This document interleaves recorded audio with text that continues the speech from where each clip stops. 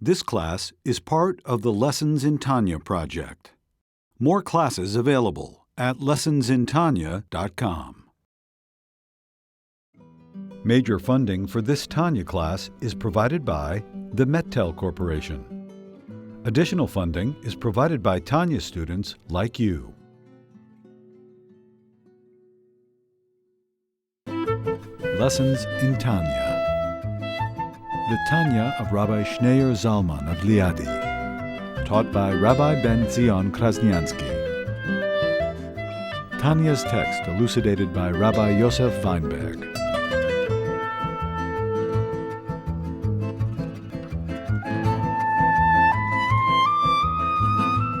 We're letter number 30. It's well known that our sages of blessed memory said that whoever is accustomed to come to the synagogue and one day did not come, the Holy One, blessed be He, inquires after him, for it is written, "Who among you fears Hashem, who listens to the voice of His prophetic servant, who walked in the darkness and for whom no light shone?"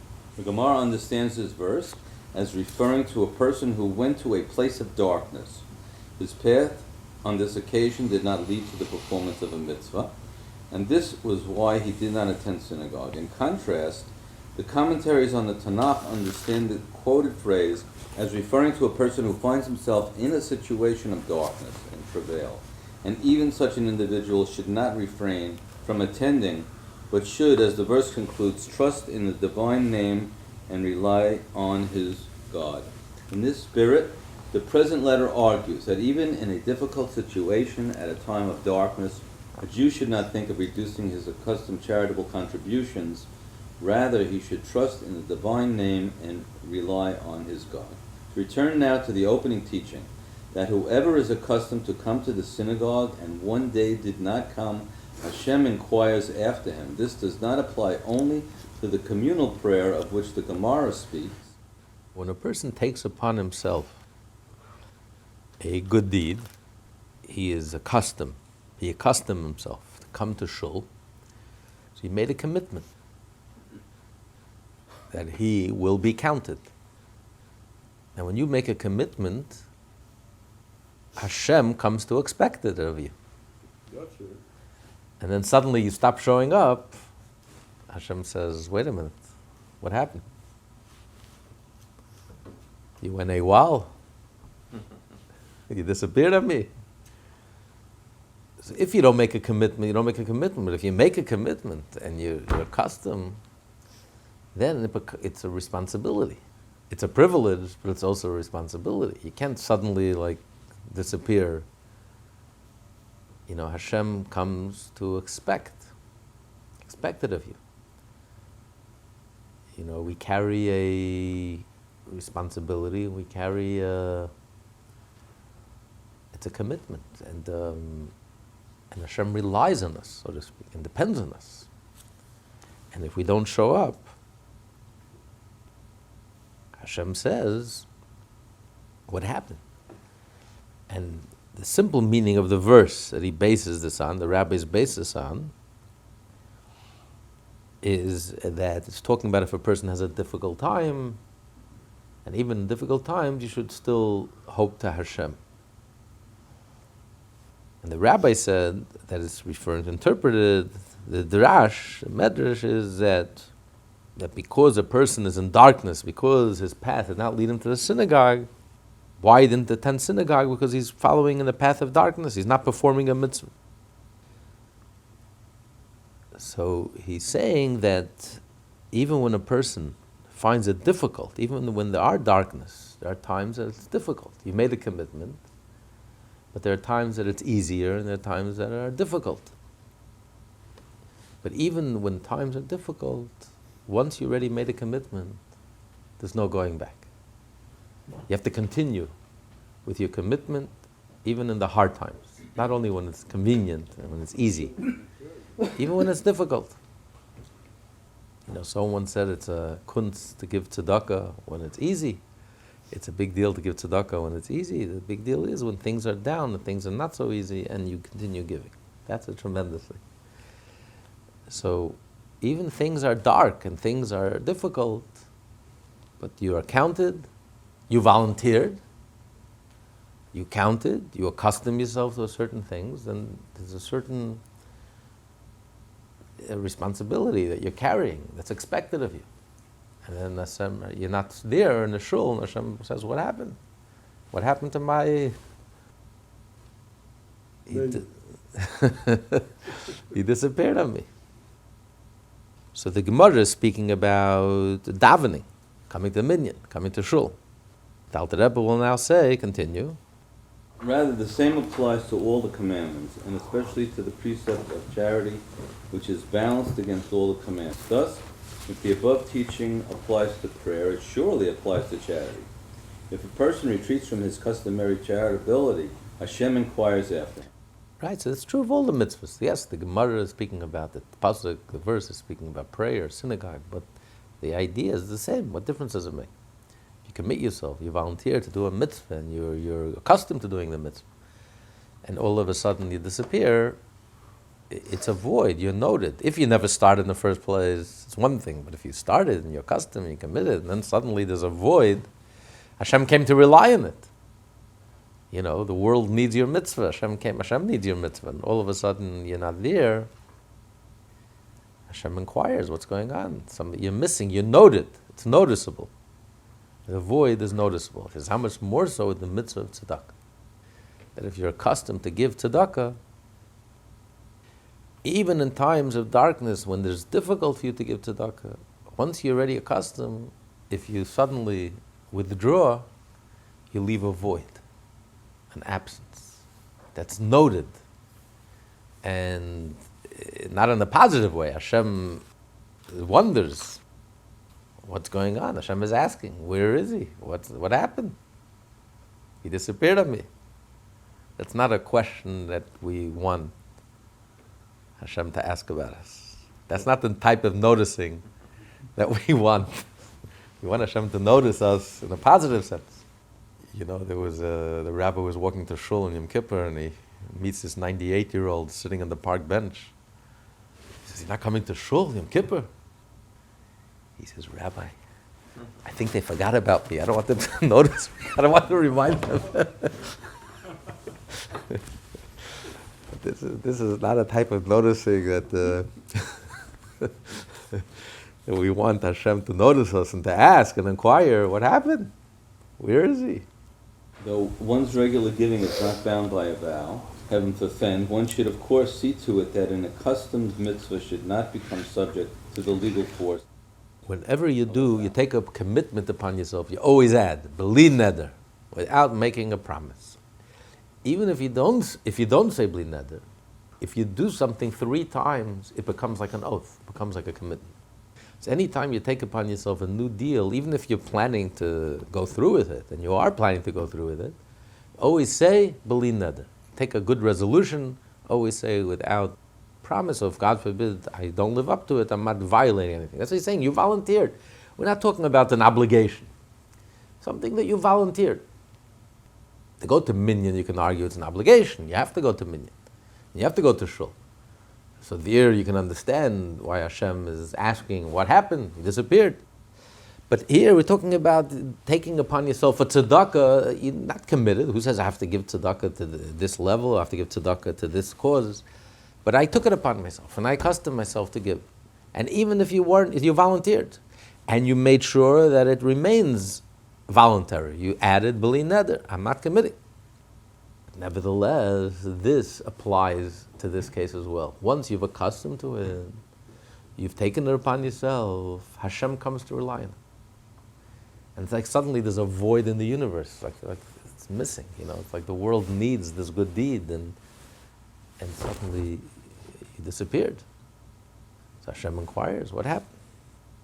Nevertheless, it is not becoming to the divine soul of all the men of valor whose hearts the fear of God has touched, that they should reduce that which is holy, for by restricting their charitable contributions, they reduce the downfall of divine energy from the sublime source which is called HaKodesh into the sphere of Malchut, relative to what they were accustomed to set aside annually from their wealth. He says that those who fear Hashem, whose hearts feel the fear of Hashem, it touches them, they really care and take it to heart. So they should be careful not to reduce that which is holy. Because by them not giving tzedakah, by them not following through on this custom that they've accustomed themselves to, they actually reduce that which is holy. Not only are they not giving tzedakah, they're reducing that which is holy. Because, as he's going to explain, when you give tzedakah, you cause the divine energy from the divine source of HaKodesh into the source of all the world. So you increase the divine flow of energy into this world. You cause a divine illumination. So when you're giving tzedakah, you're causing a divine illumination. By you stopping to give tzedakah, you're reducing this illumination. So yes, we're not talking about obligation, not obligation. But if you understand the effect of your positive mitzvah, and what a profound effect it has, we're talking about tzedakah, which is the equivalent of all the other mitzvot. And it causes a tremendous divine illumination into the source of all the worlds and into the world. So by you stopping to give tzedakah, you're reducing this, so you're stopping this divine flow. So if you really care and you really have the fear of Hashem and it touches your heart, you can't bring yourself to cause this, to eliminate this divine flow, or to cause a reduction in the divine flow. To revive the spirit of the humble and downcast who have nothing of their own, the impoverished settlers of the Holy Land, which during the time of exile is referred to as the fallen succor of David, and also in its supernal source, the spirit of Malchut in the world of Atzlut, to raise and exalt it, so that oneness be united with oneness. So he's referring to here the charity, one of the most ancient charities of Israel, which is still present today. It's called Kolel Chabad.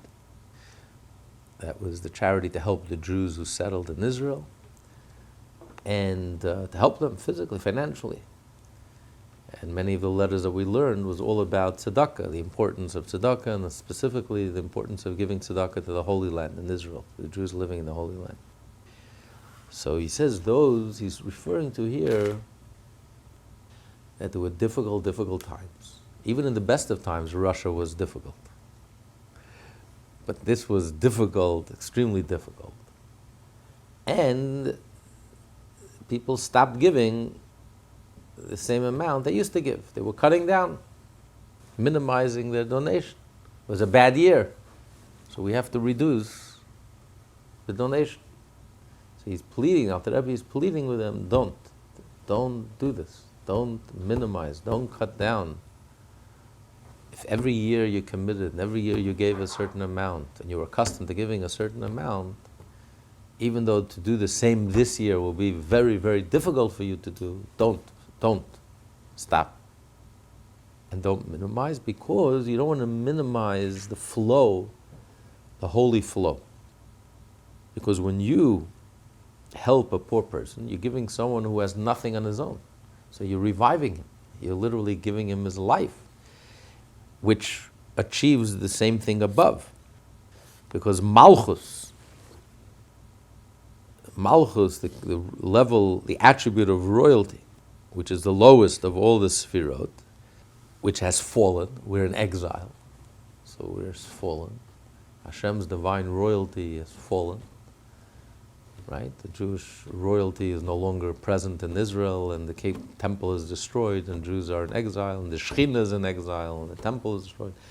So it has fallen. It's like destitute. The Shekhinah, Malchus, Hashem's presence, Hashem's manifestation is destitute. Homeless. We have one home, some have two homes, some have three homes, four homes. Hashem is homeless, doesn't even have a single home. So Hashem is destitute. So when you give tzedakah, you're helping the Shekhinah. You're reviving it. You're sustaining it.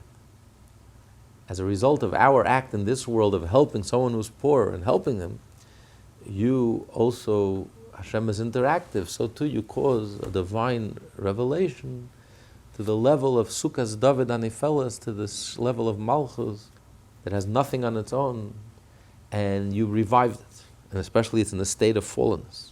In the context of souls in this world, this means that tzedakah unites one Jew with his fellow. In the supernal context of Sfirot, it refers to the desired connection between the lower level of unity, Yichud Ta'ah, which comes into being when the Sephirah of Malchut becomes the source of creation to lower worlds, and the higher level of unity, Yichud Ila'ah, involving the 6 higher immortal Sephirot, which transcend direct contact with the created worlds. This is the union of Kodesh V'Rechu and Shekinah, which is also Malchut of Atzma. So just like in this world, when you give tzedakah, you're unifying. You're unifying, literally, physically unifying the rich and the poor. Different worlds, the 1% and the opposite. You're unifying. There's a divide, there's a gulf, a gap. And there's a jealousy and envy, and here the one who has is helping the one who doesn't have, the one who's poor and destitute. So you're creating tremendous unity. You're bringing the two together, the rich and the poor, two opposites, and you're bringing them together. So too, in the divine, the rich refers to the higher level, which is Kadosh, Hashem, who's holy and transcendent, and that's Hashem, that's transcendent, that can't be revealed. Then you have Baruch. Baruch means to draw down, to reveal. That's the Shechina, which is manifest and reveal, the level that could be revealed. So it's like two opposites. Kadosh is transcendent, is lofty, above, exalted. That's like the rich, represents the rich. And the poor is the end that could be revealed. It's the most external, superficial, what could be revealed? Only the most external, superficial. Like a teacher that reveals by communicating, putting into words, in words that the student could understand. So what part of the teacher is the teacher able to communicate to the student? The most superficial, the most external, the part that can be put into words. But the inner depth and the richness and the dazzling insight that the teacher has is totally beyond the brain and the capacity of the student. So the communication, which is the malchus, which is the shechina, like the revelation, is the most external and superficial level. That's like the impoverished. That's what he calls like the impoverished, the lowest level, or he receives and it communicates and transmits, but it's just the lowest, most external, superficial level. So it's two different worlds. There's Kadosh and there's Baruch. There's holy, transcendent, which represents the inner richness, the higher level of unity with a world that doesn't even exist. The world has no significance. Words and letters mean nothing. And then you have the world of words and letters, communication, where the world becomes significant. You're communicating and you're transmitting, and there is someone outside of you, and there's a relationship and a connection. So these two universes are so far apart. One is transcendent and lofty and cannot be revealed, and one is the world of revelation, which is the most superficial and external. How do you unify these two? Yichud kutrabrichu, yichud echad be'echad. How do you unify these two levels, Kadosh and Baruch? How do you draw down the level of Kadosh, the transcendent, lofty level, that should be revealed in this world, in the world of revelation, or in the level of Malchus? That this level should be able to be communicated and be revealed in this world. So it's only by tzedakah. When you give tzedakah, and you unite the rich and the poor. So it's through tzedakah that we achieve this powerful unification, where you're able to take from the rich and reveal this level of richness and wealth. You're able to reveal it even in the level of malchus. That even in this world, we should be able to feel and sense the higher level of unity. The sense that there's no other reality but Hashem, and the whole world is nullified and insignificant to Hashem. But that we should be able to reveal that within us. We should be able to sense it and grasp it. This is like a paradox. It's the ultimate unification of opposites. This comes about through tzedakah. So every time you give tzedakah, you achieve this powerful unification. In general, when you do a mitzvah, but especially when you do the ultimate mitzvah, tzedakah, which is the equivalent of all the other mitzvahs, which weighs equally to all other mitzvahs, every time you give tzedakah, you achieve this powerful unification, this divine flow and unification between the holy and the revealed. So you want to reduce giving tzedakah? You want to stop this flow? This powerful effect? And don't forget, Alter Rebbe is talking to his community in Russia. You're not talking about... Most people couldn't give great sums of money. They gave pennies, they gave cupcakes, they gave their food money, they gave whatever they could. It wasn't much. Alter Rebbe says, when you give a cupcake, when you give a penny, when you give that amount that you're able to give, especially if it's your bread money and if it's hard for you, that doesn't matter. It's not the amount. It's whatever you're able to give that achieves and affects this tremendous, powerful flow, this tremendous, powerful effect on the whole universe, on Hashem. So you can understand if a person will stop this, a person shouldn't think, what's the big deal? I'm a nobody, I'm insignificant, the amount of money I'm giving is insignificant, who cares, what difference does it make? No. If you realize the effect that your tzedakah has on high, you understand how Hashem starts questioning what happened. Because it reduced my divine flow, my divine revelation. So the effect, the repercussions are so powerful. The act of tzedakah, the repercussion is so powerful. In the positive sense, so if you stop it, the repercussions are also powerful. It's noted. Hashem notices. It's not like, oh, what's the big deal? Hashem notices. What's going on? Hashem asks, inquires, what happened? I'm missing, it's missing. It became an essential ingredient, an essential something to be looked forward to expected, and all of a sudden it's missing, so this essential thing is missing. It's not just a detail, a minor detail. So to really believe that Hashem inquires about us, that we really matter. It's a foreign concept to the modern person today, Everything they're taught is that we're insignificant. What difference do we make? We're 1 in 7 billion. Who even notices us? They say if someone thinks that he's unwanted, let him stop paying his bills.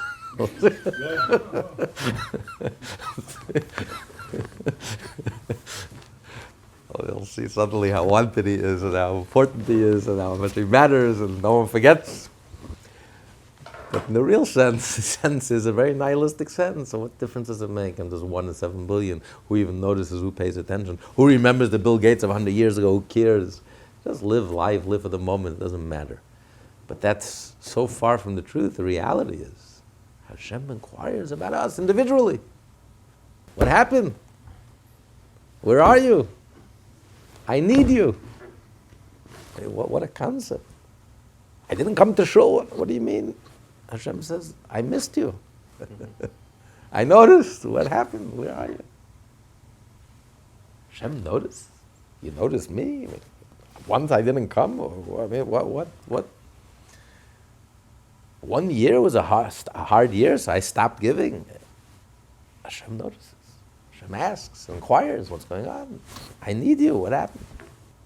What a powerful truth, concept. What a powerful truth to live in. And makes life so meaningful and rewarding and real. I matter. Everything I do matters. And so much so that even if I volunteered and I took a commitment, which I said clearly, I'm not committing myself, beli neder. But nevertheless, since the effect is so powerful, I have to continue. And everything is judged according to the multiplicity of action. As discussed above in Epistle XXI, it is preferable to divide a sum set aside for tzedakah into many individual acts of giving. Maimonides explains that this refines the soul. Chassidut adds that each act of giving affects a union, yichud, in the worlds above. Accordingly, the Alter Rebbe explained in the above epistle that one's annual contribution for the needy of Eretz Israel should be given weekly or at least monthly. He therefore be that he here is warning against reducing one's contribution 1 year and compensating for it in the following year, because in this way the present year would be lacking the multiplicity of action. It is clear that the Alter Rebbe is not speaking here of a situation in which a person simply thinks of not giving because of his difficult circumstances, because he has already said in Epistle 16 that even if one needs to borrow for food, he should still give tzedakah. So here we're talking about the people who think to themselves, listen, I'll skip 1 year and I'll make up for it. I'll make up for it next year. I'm not planning to minimize anything. I'm just going through a rough time. So let me take a break and I'll get back. Not to stop altogether. As Alter Rebbe says, you don't have that luxury. If someone else is starving, you can't have luxus while someone else is starving. Yes, your life comes first, but not at the expense of the other person dropping dead. And you will have luxus. So even if you have to borrow to eat, but you have to continue to give tzedakah, even if it's difficult. And so this is a continuation of that. Of course, you're not planning to shirk your responsibility. But you just want to stop for a year, take a break, a recess.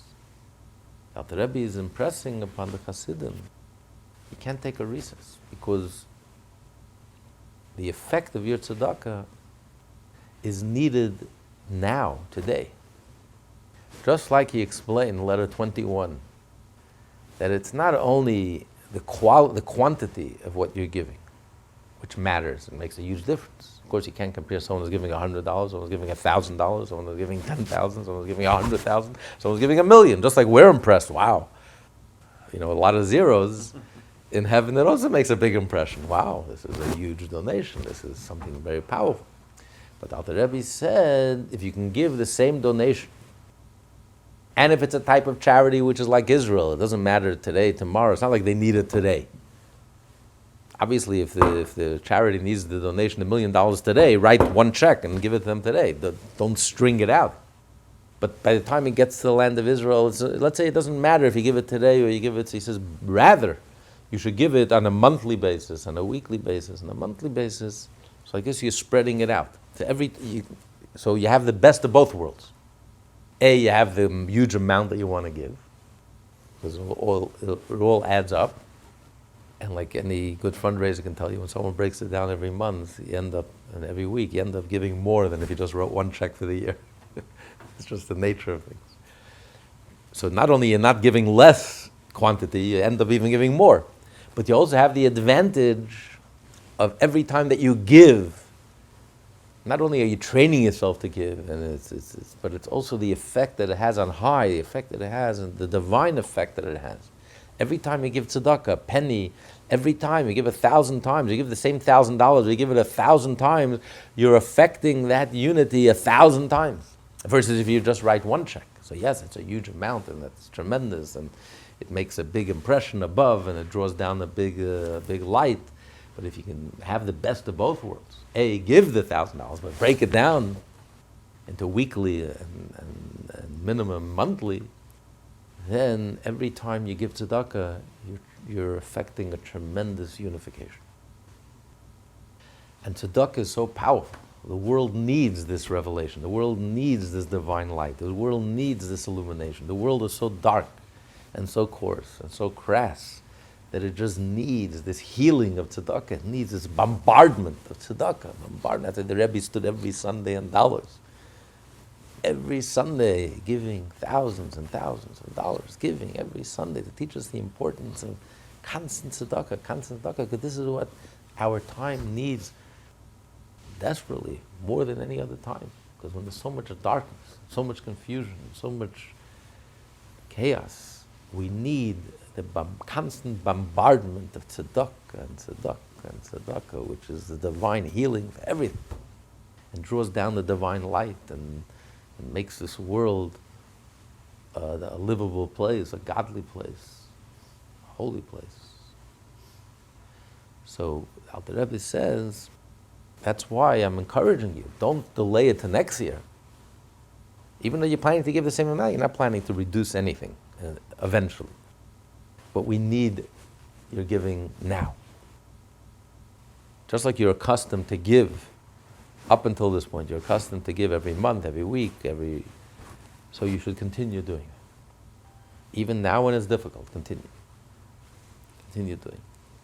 And according to the account Cheshbon, as the Alter Rebbe will soon point out, the level of divinity from which one elicits Hashem's greatness is determined by the magnitude of the total amount, whether it is in hundreds or in thousands or whatever.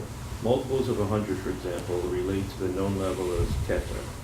Reducing one's regular gift thus proportionately reduces both its great amount and its cosmic effect.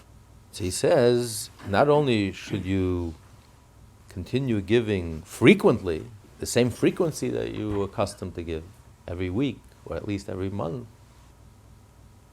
but also you should continue doing to the amount that you're accustomed to give. Don't, God forbid, minimize the amount. And then you have both worlds. You're giving the amount, which all adds up.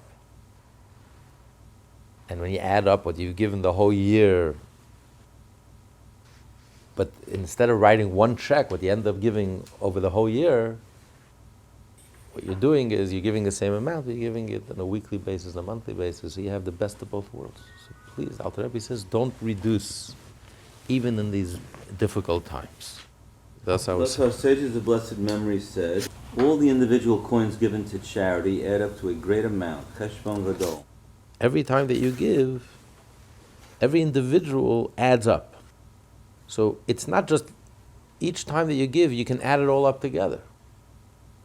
So even though I'm not giving in one great check, I'm breaking it up, but it's as if when at the end of the year, when you add it all up, it's counted as if you gave one big check. So you have the best of both worlds. You've given individually and separately, and each time you affect, but you also have the cheshbon, you also have the huge amount. When you add it all up, it's a sizable amount, it's a beautiful, generous donation, which has an effect as well, very powerful effect. So yeah. And as taught by our sages of blessed memory, when is Havaya great? When he is in the city of our God, Malchut, at which, i.e. God's greatness, is revealed when the divine name Havaya is vested in the sphere of Malchut and illuminates it. Malchut, the realm of speech, is known as the city of our God.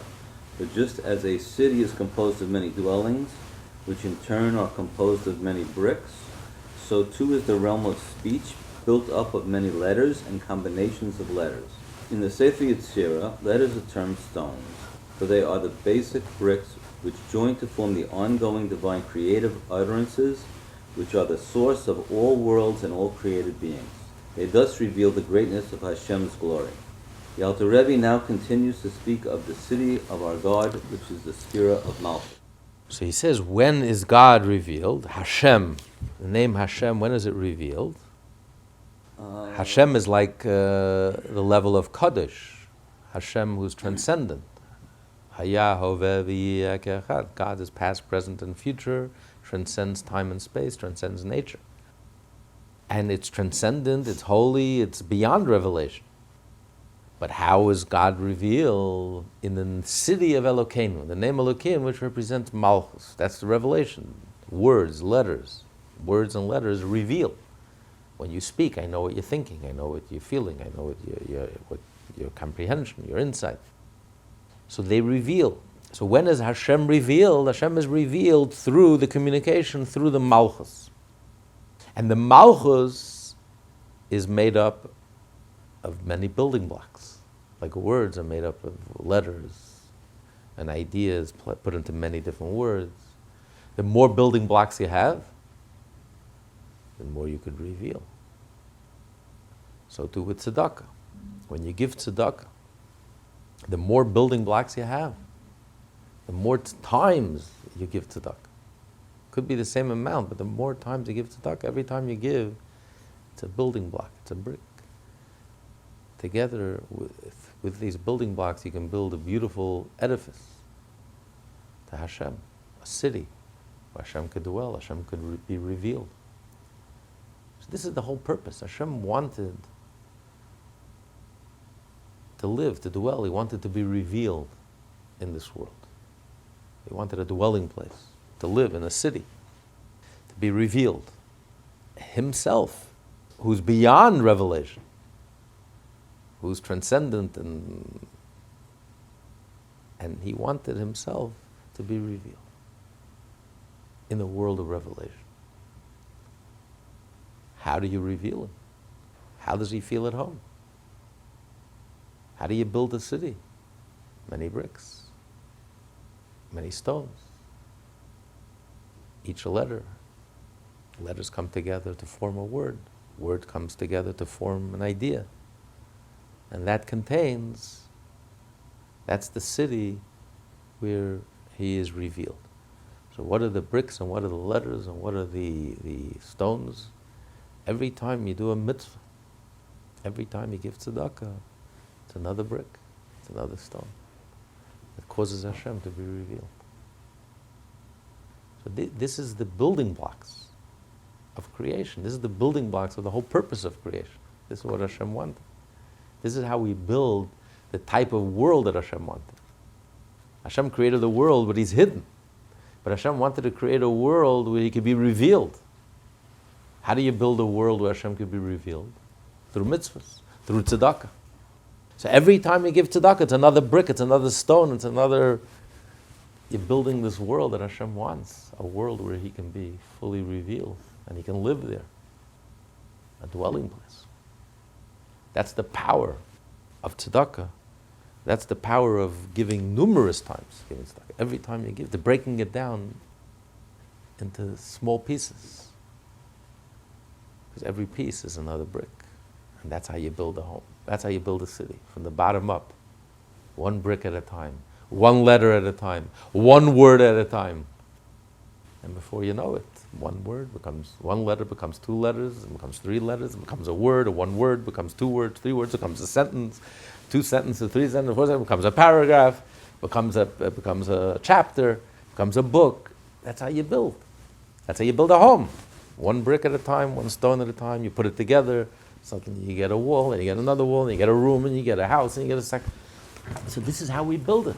One brick at a time, one mitzvah at a time, especially one act of tzedakah at a time.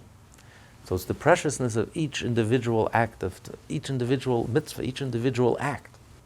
Don't minimize and say, what's the big deal? No, you have to understand the importance, how much weight it carries, what a profound effect it has.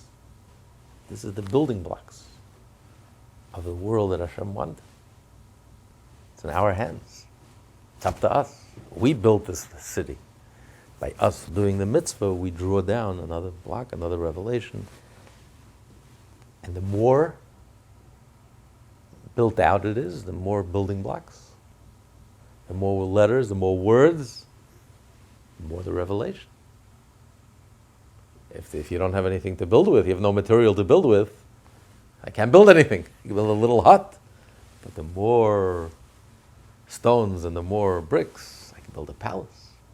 Every mitzvah counts. Every time we give tzedakah counts. Even if it's the same amount at the end of the day. But every time you do it, it's another brick, it's another brick. You're expanding. It's growing. And therefore, Hashem could be revealed. This is the spiritual state and the place of reckoning, Teshbon. For reckoning is possible only with entities which are finite and divisible, and Malchut is the source of all finite and divisible created beings.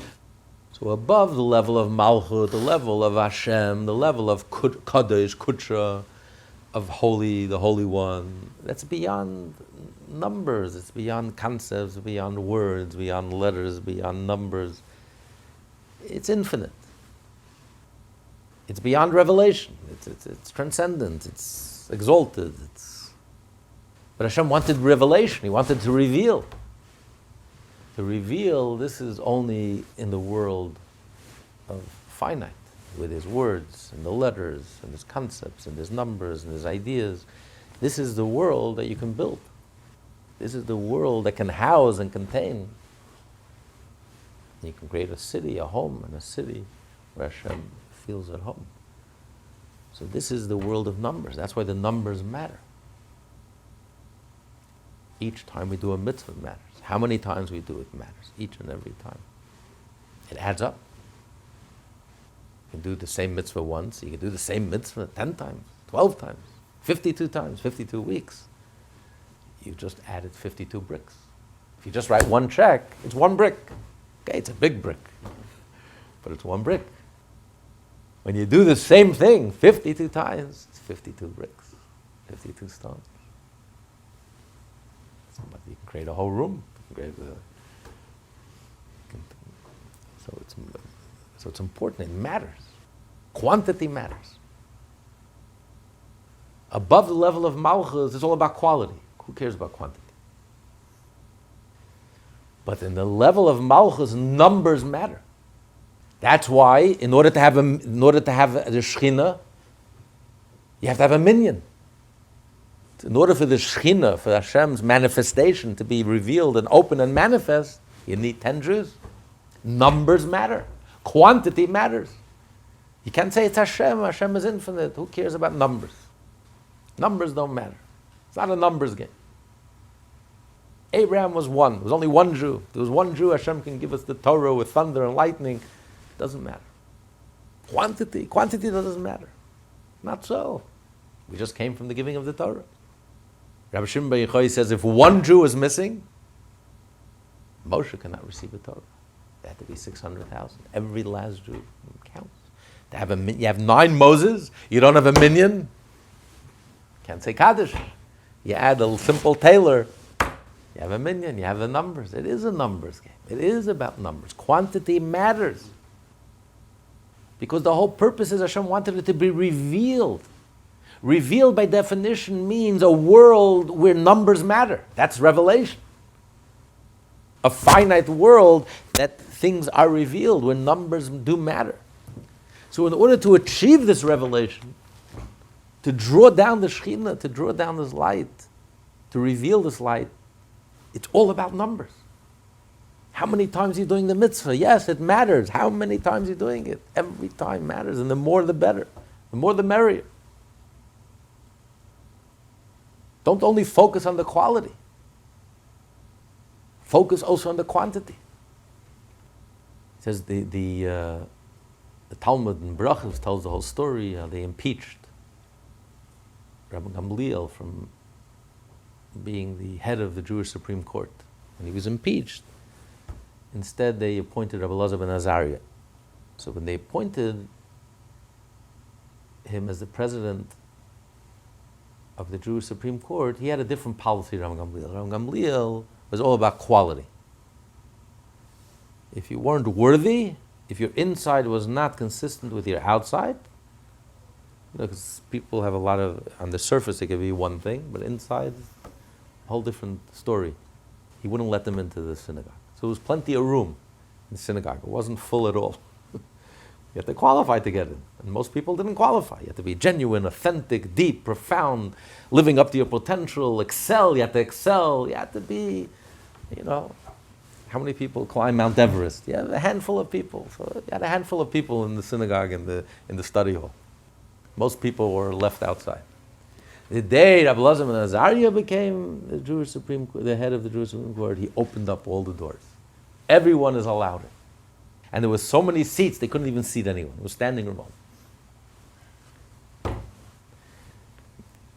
There were so many seats added to the Beis HaMedrash. And the Talmud says that ultimately that is the real approach. But it's all about quantity.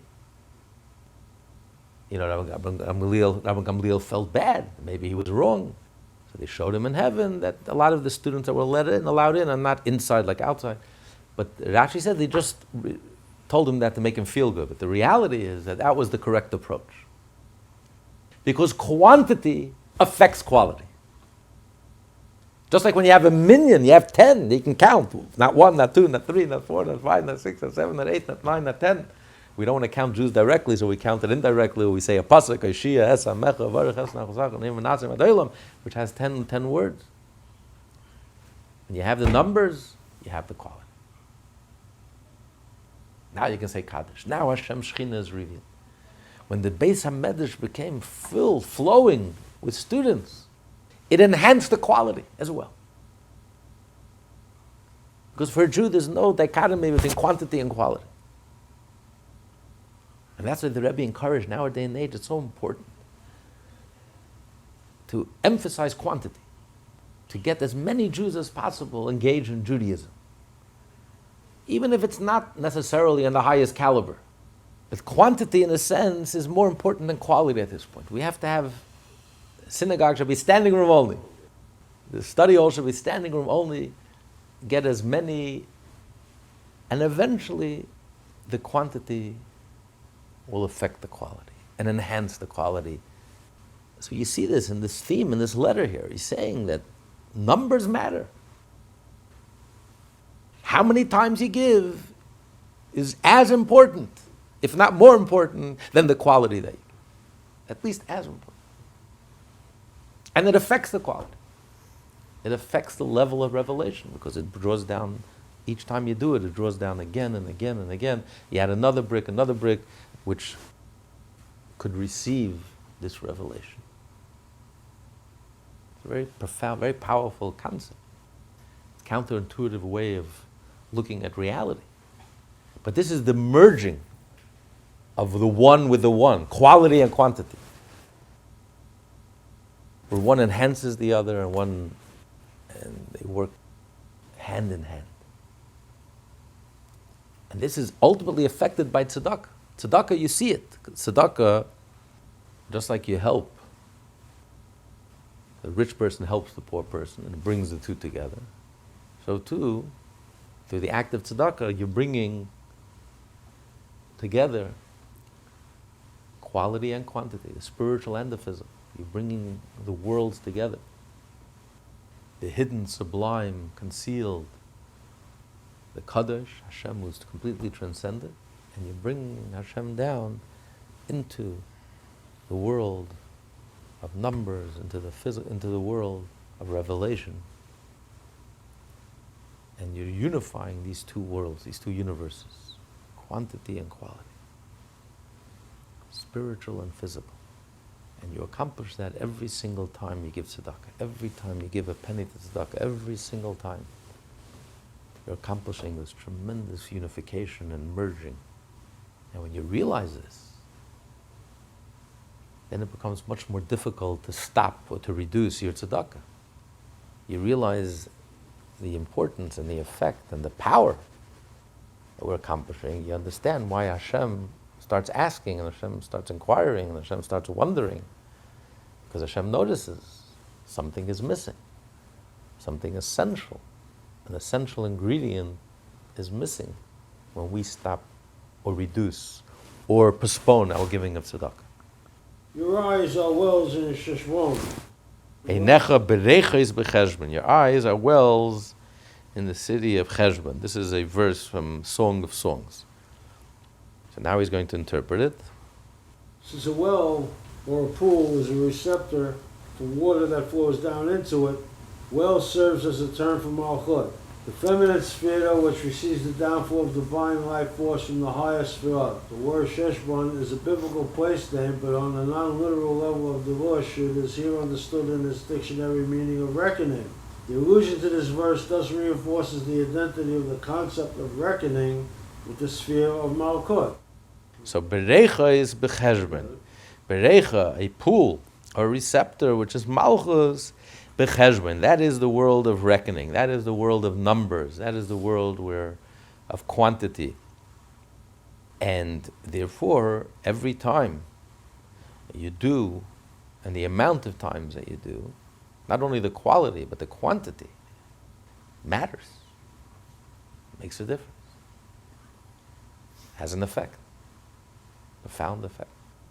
The Alter Rebbe now returns to clarify the meaning of his earlier statement that giving a great amount of Sheshbon Gadol of tzedakah manifests the greatness of Havaya in the city of our God. As is known, the meaning of the above statement is that as a result of an arousal from man below, the provision of the means for life, grace, kindness by an act of charity with goodwill and a friendly countenance there is elicited an arousal from above, so that God will make his countenance shine forth with the radiation and downflow of grace, kindness, and supreme favor. God is interactive. He says, you smile, he smiles. You're kind, he's kind. You're generous, he's generous. Let's talk in the positive, not the negative. It works both ways. So if you are giving and generosity of spirit, and you make the poor person feel so good, you lift up his spirit and you help him, and, you make him feel so good, Hashem responds. Hashem also smiles and reveals his good countenance and his goodwill and his generosity of The life. fountainhead of life, the blessed Ein Sof, whose greatness is unfathomable and utterly incomprehensible to the level of divinity vis-a-vis Malchut, in which your kingdom is the kingdom of all worlds, the world of manifestation. Hashem himself, it's said elsewhere, is like darkness. Hashem not only is not revealed, he can't be revealed. Hashem transcends revelation. This class is part of the Lessons in Tanya project. More classes available at lessonsintanya.com.